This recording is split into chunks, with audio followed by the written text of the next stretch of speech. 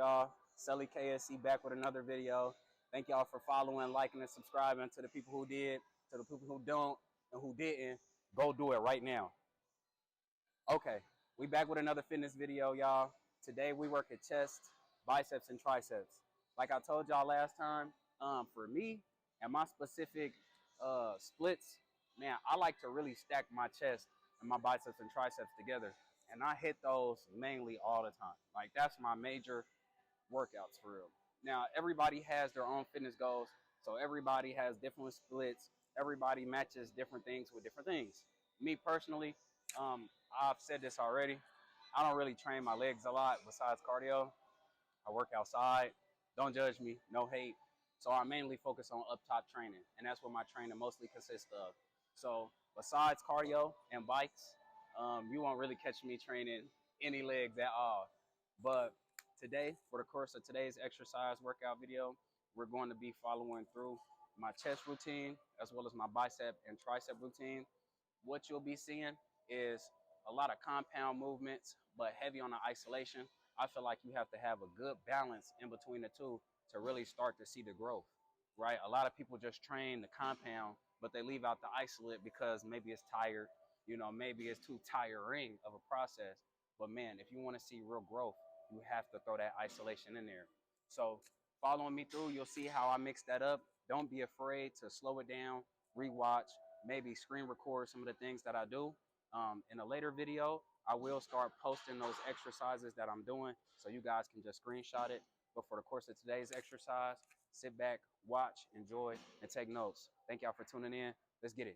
Stretching is one of the most important things, right? That's how you prevent injury, keep yourself from getting hurt, but it also helps you through the course of your exercise, right? You don't just jump into an exercise without warming up. Stretching is the same thing. The more loose that you feel, the more productive that you are, right? So just follow me through the course of my stretches. Obviously, I'm doing chest and upper body. So I'm just going to stretch out that chest area. Typically, when I'm doing upper body, I just stretch my chest and then my back. There's really no way you can stretch a shoulder, but just follow me through the course of this. I think first I'm going to start with, I haven't decided if I'm going to start with a compound or an isolate movement. I think typically on a chest day, I start with some flies, like a fly motion. So I might go ahead and do that. But if you know me, you know that I suffered like an injury in my chest, shoulder area. It's like a torn muscle. So I'm actually just now starting to get back to compound chest exercises. So, I'm really good on the incline. And that incline motion is real smooth for me. I don't really feel it. But like on a bench press motion, it's like real crunchy. And I can still throw a weight, but it's crunchy. So, I try to stay away from that. So when you see that, just know that's why. It's not because I'm weak or anything. But I am coming back. I won't push it. So I think I'm going to start with a fly motion. See what machine is open. And yeah, just catch me there, y'all. So I'm going to go ahead and start with a cable chest fly. I'm still going to hit the fly machine, but I like to just double stack them. This is more for like a slow, controlled, focus type thing for me, right? I really go real slow, and I'm focused on a squeeze here, right? Really to just hit those fibers, get those fibers going. Whereas when I'm on a machine, I'm really just throwing up some fucking heavy weight, right? So that's the difference. But when you're setting it up, I always make sure that I get the little handles, right? And you want to make sure that you set the machine up to where it's even like this. So you put your arms out and you want to set the machine exactly where that'll be. So for me, I'm 5'5", short king gang. 10 is just perfect for me, right? So I'm gonna do that to both sides, making sure that it's even. 10 both sides. All right, so when you got it, I just take a couple of steps out. I make sure I'm dead exactly in the middle of it. Just take a couple of steps out. You don't gotta be too far, but put some of that pressure forward. You stretched out. And then from here, I'm just gonna knock out a couple of warm-ups. But you see, head up, chest up here, right? I like to say wherever the mind goes, the body follows. And that's a real quote. Like that's a real thing, right? So imagine that with your exercises. Head up, chest up here, right? And we're gonna close it off, squeezing that chest at the top. For this exercise, I don't like to ever grasp and hold the bar. Right here, I'm trying to touch my fingers, really focused on getting that squeeze in there. When I train this or when I tell people to train this, I kind of say just like a quarterback snap, right? The way that a quarterback would snap the ball is exactly how you want to hit it, right? So I'm just gonna come through here at the top, a squeeze. A 1 Mississippi is good enough, right? And that's what it's gonna look like every trip.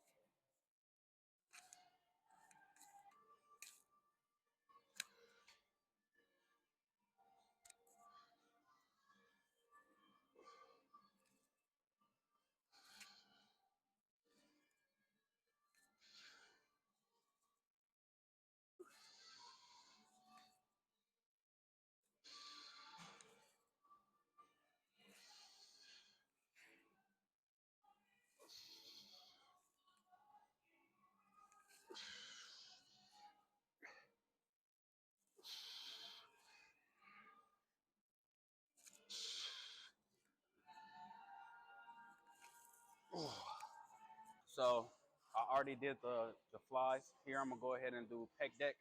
Like I said, I like a real slow squeeze motion, but here it's all about throwing the weight for this.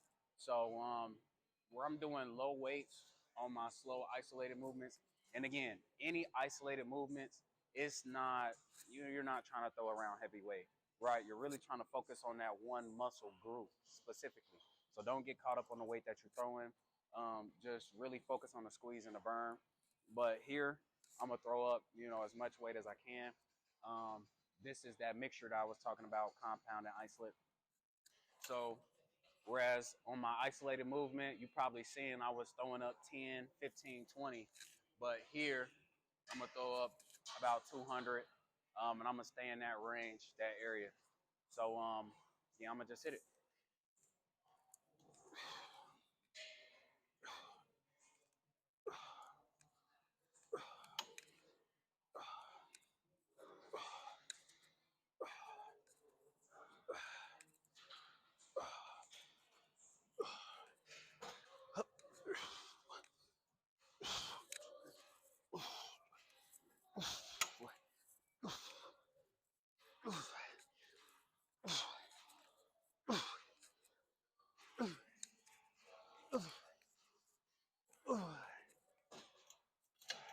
Up, up, up, up, up, up,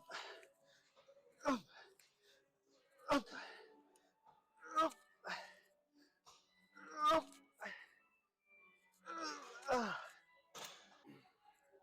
All right, so next, I'm gonna go to incline bench. Um, like I said earlier, I'm just now starting to get back to these types of movements due to my injury, but I'm just glad that I can get this back into my routine. So if you're watching this and you don't know how to do it correctly, man, I like to put my thumbs where the smooth part and the gristles meet, stretch my hand out, grip it, and then if you worked out for a long time, then you can really, you know what I'm saying? You know how to do that, but if you're new to it, you could just release it then. I'm gonna just warm up with you here, but let it off. You wanna come down, almost touching your chest, and shoot it up just like that. Don't let your elbows come between beyond 90 degrees. Boom, and control it.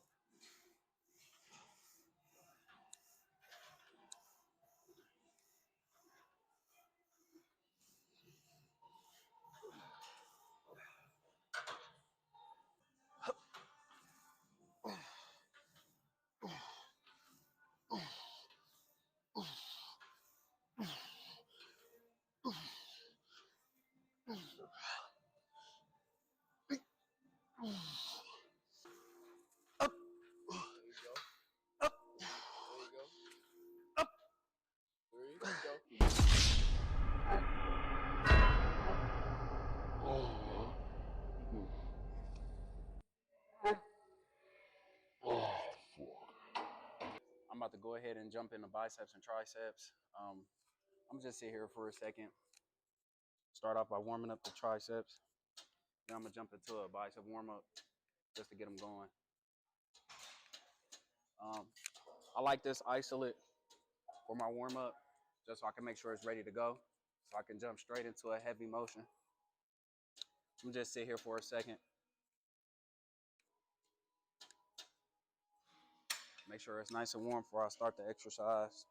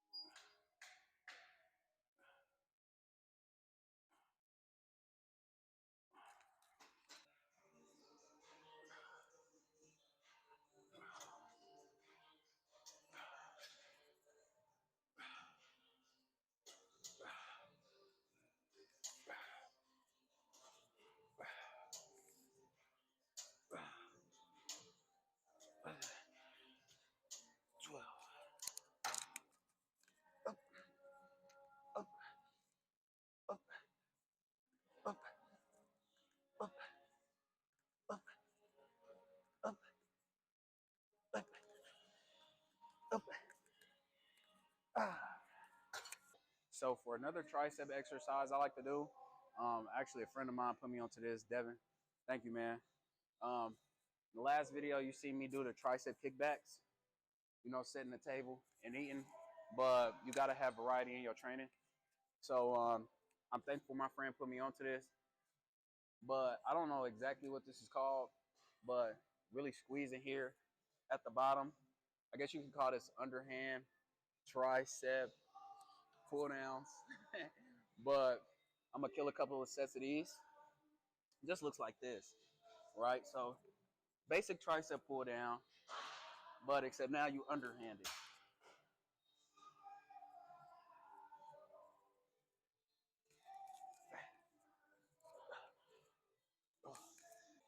So starting off buys, I'm gonna go ahead and jump straight into a heavy set, and then I'm gonna work my way down from there. So start off with the 50s, then I'll probably go 45 to 40. If not, I might just go 40-40, but just straight into it.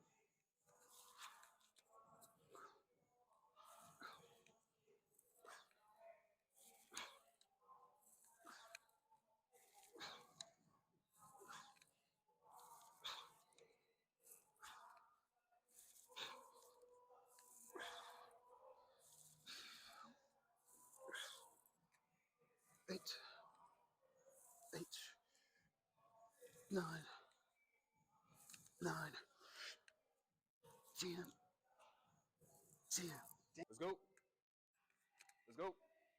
Easy. Up, up, up, up, up, up, up, up, up, up, up, up, up,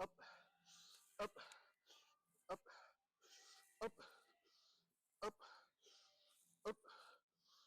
up, up, up, up, up. There we go. Up, up, up, up, up, up, up, up, up, up, up, up, up. Come on. 8, 8, 9, 9, up, 10, up, 10. There we go.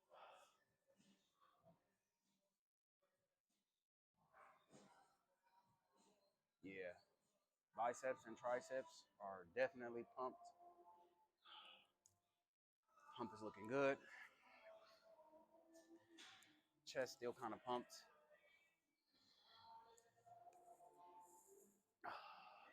Yeah, look at those veins. You've been training for a while, then you could kind of start to notice new veins, new areas of vascularity.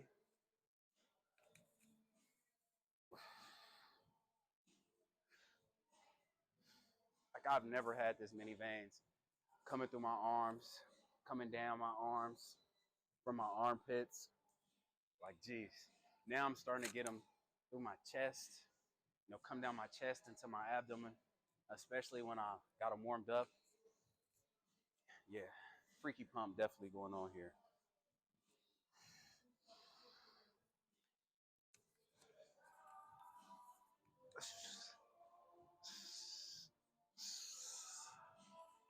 Nice, nice.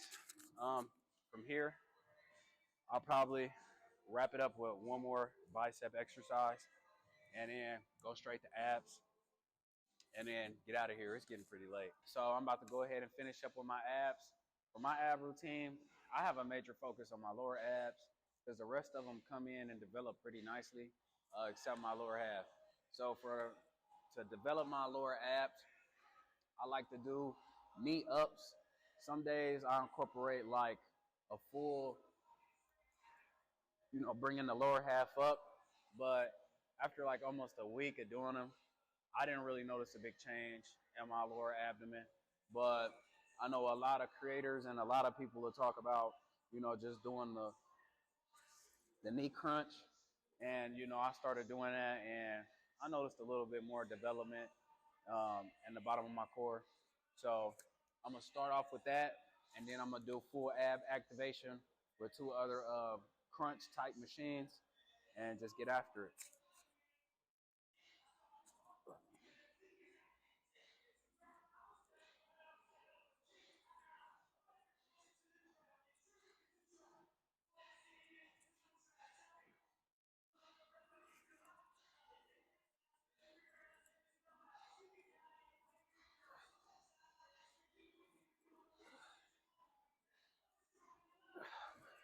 All right, so I'm gonna just finish my ab routine here on this abdominal crunch. It kind of resembles the one where you can set it up on the cable. So I really like this. I like the fact that it brings the core down and you could throw some weight on there while you're doing it. So I'm gonna finish on this today. You here with me? So let's get it.